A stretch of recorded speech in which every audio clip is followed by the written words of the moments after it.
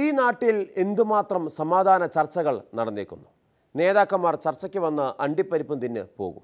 പിന്നെയും അടി തുടരും.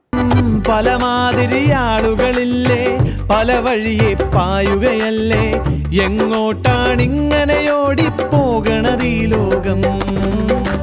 പല മാതിരി ആളുകളില്ലേ, പല വഴിയെ പായുകയല്ലേ, എങ്ങോട്ടാണിങ്ങനെ ഓടിപ്പോകണത് ഈ ലോകം. കാര്യങ്ങൾ ഇങ്ങനെ പോയാൽ എങ്ങനെയാണല്ലേ.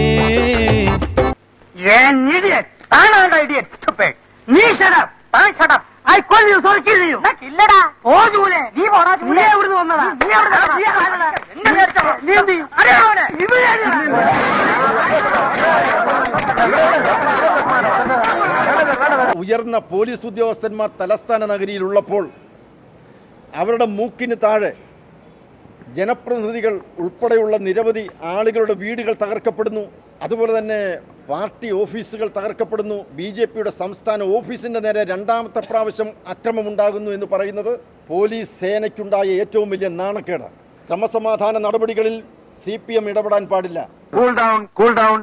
എന്തുകൊണ്ട് നിങ്ങളുടെ എനിമിറ്റി അവസാനിപ്പിച്ചുകൂടാ എന്നാണ് ഞാൻ ചോദിക്കുന്നത്. മറ്റ് മെമ്പർമാർ പലതവണ ഇതിന് ശ്രമിച്ചതാണ്.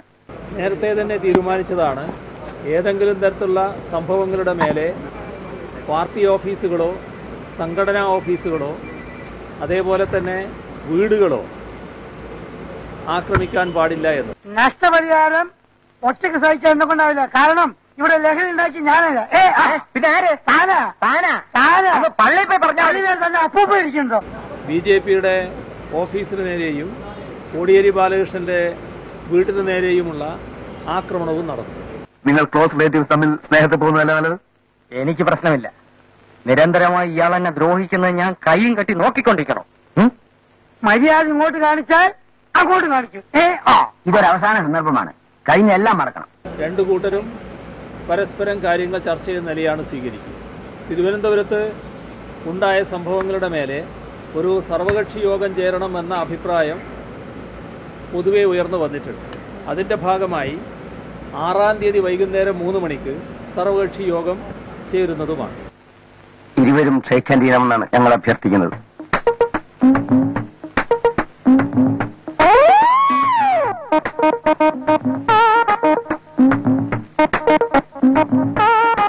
ഇരുഭാഗത്തു നിന്നും പറയാനുള്ള കാര്യങ്ങൾ മുഖ്യമന്ത്രിയുടെ മുമ്പിൽ സമർപ്പിക്കുകയുണ്ടായി. അതിൻ്റെ അടിസ്ഥാനത്തിൽ എടുത്ത തീരുമാനം പ്രധാനപ്പെട്ട സംഭവങ്ങൾ നടന്ന ജില്ലകളിൽ ഇരുഭാഗത്തു നിന്നുള്ള നേതാക്കന്മാർ പങ്കെടുത്തുകൊണ്ടുള്ള ഉഭയകക്ഷി ചർച്ചകൾ ജില്ലാതലത്തിൽ സംഘടിപ്പിക്കണം.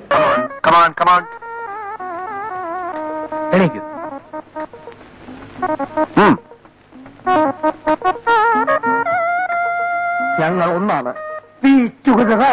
കഴിഞ്ഞ കുറേ നാളുകളോളമായി നടന്നിരിക്കുന്ന എല്ലാ സംഭവ വികാസങ്ങളും മുഖ്യമന്ത്രിയുടെ ശ്രദ്ധയിൽപ്പെടുത്തുകയുണ്ടായി. മുഖ്യമന്ത്രി ഈ കാര്യങ്ങളെല്ലാം വളരെ ശ്രദ്ധയോടുകൂടി കേൾക്കുകയും ഗവൺമെൻറ്റിൻ്റെ ഭാഗത്തു നിന്നും നിഷ്പക്ഷമായ നടപടികൾ സ്വീകരിക്കാൻ സാധിക്കും, അതിനുവേണ്ടി ഈ സർക്കാർ പ്രതിജ്ഞാബദ്ധമാണ് എന്ന ഉറപ്പാണ് നൽകിയിട്ടുള്ളത്.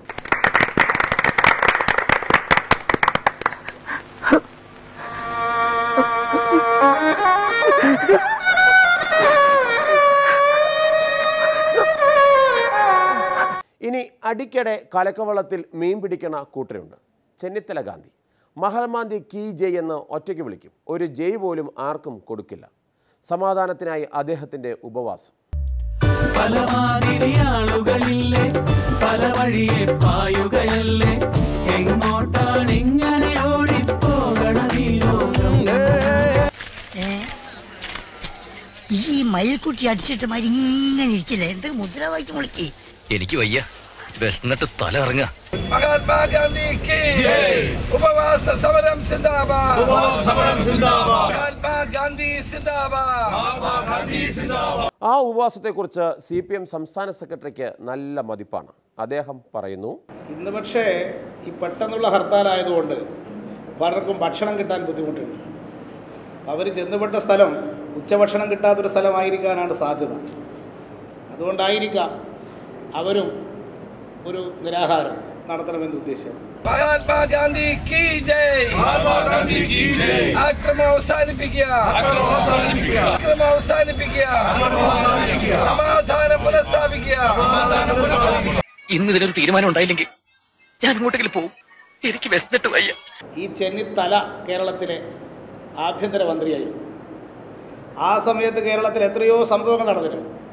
CPM-ന്റെ 27 ആളുകളെയാണ് ഉമ്മൻചാണ്ടി മുഖ്യമന്ത്രിയായിരുന്ന കാലത്ത് കേരളത്തിൽ BJP-ക്കാർ കൊലപ്പെടുത്തിയത്.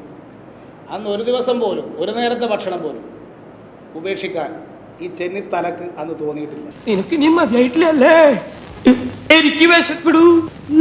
ഇവിടെ വെച്ചുകൊണ്ട് ബഹുമാന്യനായ ഡോക്ടർ MK മുനീർ അവർകൾ ബഹുമാന്യനായ പ്രതിപക്ഷ നേതാവിന് നാരങ്ങ നീര് നൽകിക്കൊണ്ട് ഈ സമരപരിപാടി ഔപചാരികമായി ഇവിടെ സമാപനം കുറിക്കുകയാണ്.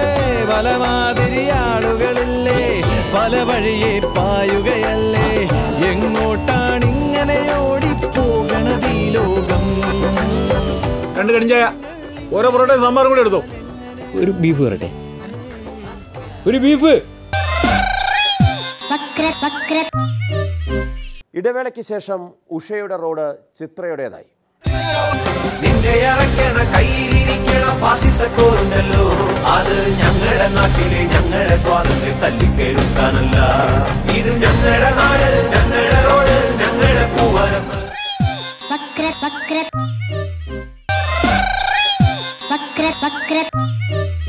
PT ഉഷയും PU ചിത്രയും രണ്ട് കാലഘട്ടത്തിൻ്റെ അത്ലറ്റിക് താരങ്ങളാണ്. ട്രാക്കിൽ നിന്ന് മാറ്റി നിർത്താൻ ആരൊക്കെ ശ്രമിച്ചിട്ടുണ്ടോ അപ്പോഴെല്ലാം അദൃശ്യമായ ഇടപെടലുകൾ ലഭിച്ചവർ. പക്ഷേ ചിത്രാ തരംഗത്തിൽ ഉഷയുടെ നാമധേയ റോഡാണ് കൊച്ചിയിൽ മായ്ക്കപ്പെട്ടത്.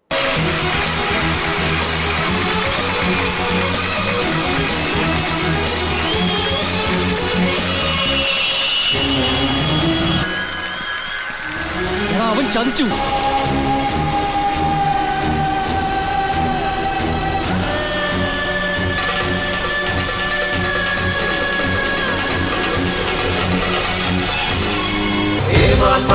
ഏമാന്മാരെ ഞങ്ങളുമുണ്ട് ഇവന്റെ കൂടെ, ഞങ്ങളുമുണ്ട് ഇവന്റെ കൂടെ, ഞങ്ങളുമുണ്ട് ഇവന്റെ കൂടെ. കേരള ജനത നിനക്കൊപ്പം.